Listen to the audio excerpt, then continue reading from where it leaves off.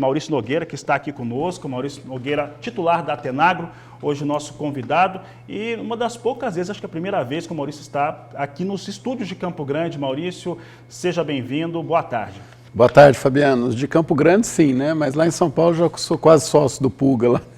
Tá certo. Daqui a pouco o Pulga vai até participar aqui conosco.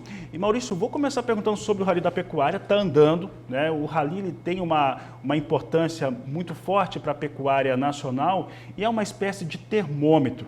O que vocês têm identificado, o que as equipes de trabalho têm identificado na pecuária nacional neste Rally atual que nós temos em curso? Então, Fabiano, nesse rally a gente só tem como comentar o que a gente teve de percepção das visitas, um pouco do calor dos eventos, né? Então sempre tem os eventos, a gente conversa depois com os produtores, conversa ali, mas não tabulamos ainda os dados, vamos tabular todos depois. Tem um monte de questionário chegando, a gente está com o questionário aberto no site, né? Para quem quiser preencher, a gente costuma contribuir com quem retribuir, né? Com quem contribui com a gente manda relatórios. No final, né, em junho, nós vamos ter o resultado final, né? Mas o que é interessante a gente falar agora dessa percepção que nós temos visto? O Rally começou lá em novembro, muita tensão, aquele período polarizado da política, né? Tivemos também um janeiro complicado, dezembro, janeiro complicado, mas o que nós sempre identificamos nas fazendas, o produtor sabe que ele tem que continuar o projeto dele, que ele tem que acelerar, independente do que aconteça. Não tem notícia ruim, notícia boa, ele tem que continuar trabalhando. Essa visão já é claro, porque janeiro foi um mês terrível em termos de preço para o pecuarista, ele reclamou bastante. Aí fevereiro, o caso atípico de vaca louca, barreira comercial levantada. Os fatos vão ocorrendo, né? Vão acontecendo, mas o produtor, o bom do produtor é que ele está consciente, ele tem que fazer, ele tem que passar por isso, ele sabe que vai passar, né? Então o próprio, agora no Mato Grosso do Sul, é o retorno que a gente vem depois da BSE atípica, né? E ocorrido o caso, Fabiano, a gente já sabia, a gente conversou até lá atrás, né, que a gente acreditava que o desfecho seria rápido, que o mundo está precisando da carne brasileira. Então nós temos a China querendo aumentar as compras, temos agora o risco da peste suína africana de novo lá fora de controle, os norte-americanos diminuindo a produção, então a chance que a gente voltasse a exportar era grande. E o pecuarista, sabendo, né, ele sabe, ele não pode parar o jogo, né, ele continua ofertando, né, ele continua trabalhando. Nesse momento de fevereiro, de fato, o pessoal segurou, então nós andamos aqui no estado, tem pasto, aparentemente tinha condição do pecuarista segurar o boi. Claro que não pode generalizar para todas as regiões, né, mas ele teve como segurar um pouquinho. Como foi durante um mês, a situação volta ao normal agora, a gente já volta para os preços pré-eventos, né? E o jogo continua, né? Então nós temos que ver aí as perspectivas dos próximos meses. Eu acredito que o cenário, claro, vamos tirar aí a realidade do cenário, nós estamos no fundo do poço provavelmente do ciclo de baixa, né? Mas eu acredito que o cenário é positivo, deve abrir notícias boas aí ao longo do ano, que talvez aconteçam no final do ano ou 2024. Mas nós estamos entrando num ritmo muito bom aí para a pecuária brasileira. Se não tiver nenhuma influência de ordem conjuntural ou de ordem sanitária, nós vamos ter um 2024 muito bom e talvez até o final de 2023 já melhorando. Antes, eu quero falar também aqui do Rally um pouco mais no Mato Grosso do Sul, mas como nós falamos um pouco de mercado, eu queria fazer uma observação com você, Maurício, em relação à relação na cadeia produtiva, né? Num momento mais antigo, o pecuarista e talvez até a indústria se viam como, de certa forma, adversários, né, dentro dessa cadeia produtiva. É claro que tem negociações, tem pressão de preço de um lado, pressão de outro, mas é uma relação comercial comum. E aí, nesses tempos agora, quando aparece um caso atípico de vaca louca, quando você tem alguma exportação que que você fica com um movimento mais lento, apareceu a importância desse frigorífico que não é exportador. É uma questão, né? O frigorífico não exportador, do frigorífico exportador e o pecuarista no meio deste cenário todo. Né? Você acredita que nós tenhamos um cenário hoje mais equilibrado entre a indústria de uma maneira geral e o pecuarista? E eu estou pensando em 25, 26, quando a oferta de Brasil e Estados Unidos devem ser menores pela lógica de tempo. Como é que fica esse frigorífico que não exporta? O frigorífico que não exporta, Fabiano, ele sempre está numa situação um pouco delicada, né? Porque ele perde um pouquinho da oportunidade de faturamento. Então, ele tem que comprar o boi que todos estão comprando, os preços vão subindo, né? vão se ajustando a um mercado que atende ora o mercado interno, ora o mercado internacional, os dois, né? Então, se ele não exporta, ele perde essas oportunidades de faturamento. Como é que ele pode fazer para sobreviver? Alguns estão se posicionando em carnes de valor agregado. Só que você não consegue fazer isso numa escala muito grande. Então, você faz em parte da tua produção ou é um frigorífico menor. Enfim, ele vai ter que dar o jeito dele de ficar no mercado sem exportar, né? E lembrando também, né, Fabiano, não existe aquele frigorífico que só exporta. Né? Os frigoríficos hoje, a gente mesmo, num ano que nós batemos recordes, né, 3 milhões de toneladas, equivalente de carcaça em 2022, há 5 anos era esperada essa marca para 2027, 2026, nós conseguimos fazer em 2022. Né? Então, nós estamos acelerando o volume de exportação, mesmo assim nós estamos vendendo um pouquinho mais de 25% da produção total. Vai para fora. Então, o mercado interno no Brasil é importantíssimo, inclusive para o frigorífico que exporta. Eu acho que você mencionou uma coisa muito interessante no começo da tua pergunta. Há um tempo atrás, a gente era muito focado na cadeia produtiva nos interesses conflitantes entre frigoríficos e produtores. O que é o interesse conflitante? Preço. Né? O frigorífico quer pagar menos, o produtor quer receber mais. Agora, os interesses comuns entre frigoríficos e produtores são muito maiores. Né? Então, eu acho que esse amadurecimento da cadeia produtiva, nós estamos vendo um relacionamento muito melhor entre compradores e vendedores. E precisamos lembrar, Fabiano, para o consumidor, a operação carne, ela não existe a diferença entre quem produziu e quem desmontou. A carne chega desmontada. Então, quando a gente faz análise setorial lá na Tenagro, a gente já considera a atividade produção e desmonte juntas, né? Para a gente entender o que está acontecendo com o mercado. O consumidor lá não compra o boi, né? Ele compra a carne. Né? Então, é muito importante que frigoríficos, indústria, produtores, associações, todo mundo envolvido, dê mais foco nos interesses que a gente tem em comum.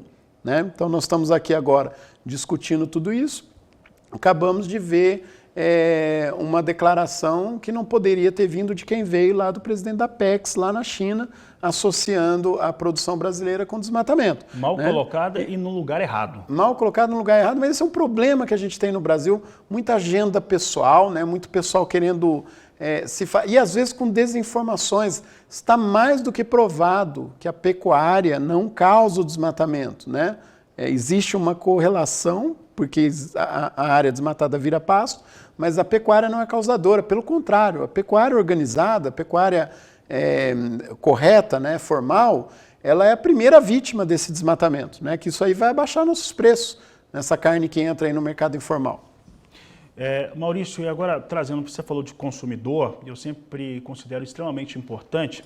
Nós temos consumidor externo, os mais variados destinos, claro que aí o pessoal vai pensar sempre muito em China e talvez um pouco nesse consumidor europeu, mas falando desse consumidor brasileiro, o mercado brasileiro é um grande mercado. Dá para dizer até que em termos de consumo de carne, um dos maiores do mundo, Maurício, essa afirmação faz sentido para você? Em volume total, se não me engano, nós somos o terceiro ou quarto, né? Em volume total, agora não me lembro, tem umas horas que falha. Aí, per capita, estamos lá, Brasil, Uruguai, Argentina, né? A Argentina caiu, barbaridade. Caiu muito. Né? Eles tinham 64, caiu para 45. É um aprendizado para a gente, direto a gente tem alguém dando a ideia de tentar frear a exportação para segurar a inflação. No trabalho de o que aconteceu na Argentina, o efeito é o inverso. Isso já está provado em vários países, os últimos foram os argentinos. Então isso tem que, toda hora a gente tem que lembrar para que nenhum iluminado tenha uma ideia dessa e consiga convencer os outros num congresso, por exemplo. Mas em termos de consumo brasileiro, o brasileiro gosta de carne, Fabiano. Então, nós temos vários projetos no Brasil, toda hora aumentando a oferta de carne de qualidade, carne gourmet, né? Aquela carne especial para churrasco.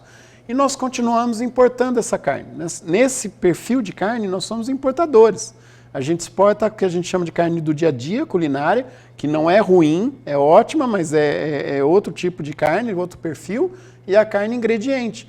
Então, olha o tanto que o mercado brasileiro é bom. A gente aumenta a produção e não consegue exportar porque a gente acaba comendo aqui dentro. Então, eu vejo com muito bons olhos, quando a gente fala em consumidor interno, essa gourmetização, por exemplo, de hamburguerias, né? O pessoal ensinando o brasileiro a vender, comer hambúrgueres, a gostar mais de alguns pratos que não eram aqueles comuns, né? Que fala em churrasco, a gente sempre pensava em picanha. Hoje os churrascos bem feitos envolvem outros cortes. Diversidade de cortes. Pois é, isso é ótimo, porque a hora que você desmonta o boi, tem aquelas partes de carne que são muito fáceis de vender, que não farm estoque de jeito nenhum. E tem aquelas que começam a ficar encostadas. Se a gente não der vazão para essas carnes, nós vamos ter cada vez mais dificuldade de vender, e isso estrangula um pouquinho a indústria frigorífica, né? Então eu vejo com muito bons olhos as oportunidades que nós temos de convencer os brasileiros a apreciar outros cortes. Nós estamos fazendo isso. Só que é um processo lento, Fabiano.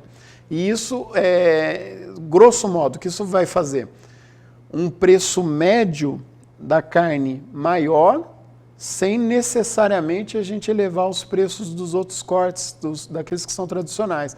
Claro que isso é difícil até explicar para o consumidor, num momento que ele viveu todo o fim do ciclo de alta e um período de entrada da China e tal, mas a tendência nossa é ofertar carne de mais qualidade, né, mais acessível, justamente porque a gente tem uma composição mediana dos cortes gerando faturamento. De certo modo, levanta a régua, né? Você está produzindo carne de melhor qualidade para exportar ou para nichos de mercado. E essa carne de nicho de mercado, que atende talvez mercados mais exigentes ou mercado gourmet, tem também casa de carne especializadas, né, açougues especializados. Aqui no sul do Mato Grosso do Sul eu conheço uns 4 lugares diferentes, vou falar aqui de onde eu conheço mais, do Pecuária BR. Essa produção hoje de carne gourmet, de carne de melhor qualidade, aqui do Brasil, ela consegue atender o público interno, Maurício? É uma questão interessante, porque aparentemente tem muito mercado. Sim, tem muito mercado. Fabiano, claro, não tenho uma pesquisa específica disso. Eu acredito que não. Porque a gente ainda tem churrascarias importando carne. Então, eu até acredito que se tivesse uma organização, levantamento e tal, a gente atendia. Mas essa carne boa não está sobrando. Né? E é o que você falou, tem toda hora abrindo linhas de produção, envolvendo fazendas com frigoríficos ou com abate próprio arrendado, né? Você tem que abater o animal em um ambiente que vai ter a fiscalização, né? Seguir as leis. Ambiente, né? Controlado, tudo certinho. Então nós temos também restaurantes já montando uma cadeia de produção, supermercados, pequenos grupos de produtores também trabalhando em linhas de carne de alto valor.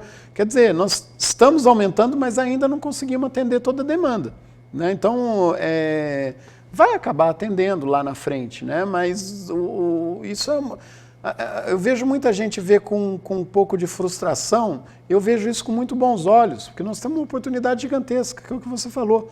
A oportunidade de explorar melhor, né, o mercado brasileiro, de aproveitar melhor, né, esse potencial é muito grande. Tem todos os ritmos de consumo, né? Dá para dizer que tem ritmo de consumo diferente. E Maurício, dentro desse cenário todo, o Rally da Pecuária visita os estados, você está aqui no Mato Grosso do Sul, sei que na segunda-feira você já teve encontro com produtores rurais, nesta quinta o Sindicato Rural recebe o Rally da Pecuária. Como é que está esse envolvimento com o pecuarista do Mato Grosso do Sul, agora falando especificamente? Bom, a gente sempre é muito bem recebido nas fazendas, né? E aqui no Mato Grosso do Sul, até eu acredito que nós vamos fechar com o melhor índice até agora de fazendas visitadas e uma visita finalizada.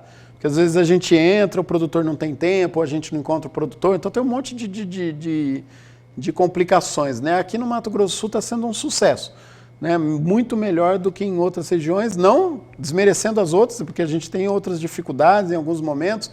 E o produtor, né, isso é uma coisa interessante, Fabiano, que a gente tem retribuído o pecuarista, inclusive nos eventos, nas reuniões, nós estamos trabalhando informações que normalmente a gente não trabalha em palestras, por exemplo, falar de projeção.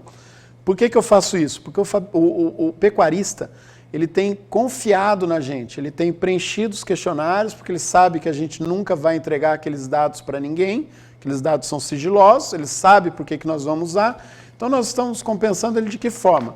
No evento, explorando informações que normalmente não se fala em palestras e enviando para eles também relatórios cada vez mais bem elaborados. Então todos os pecuaristas e técnicos que preenchem nosso questionário vão receber informações mais bem elaboradas da gente.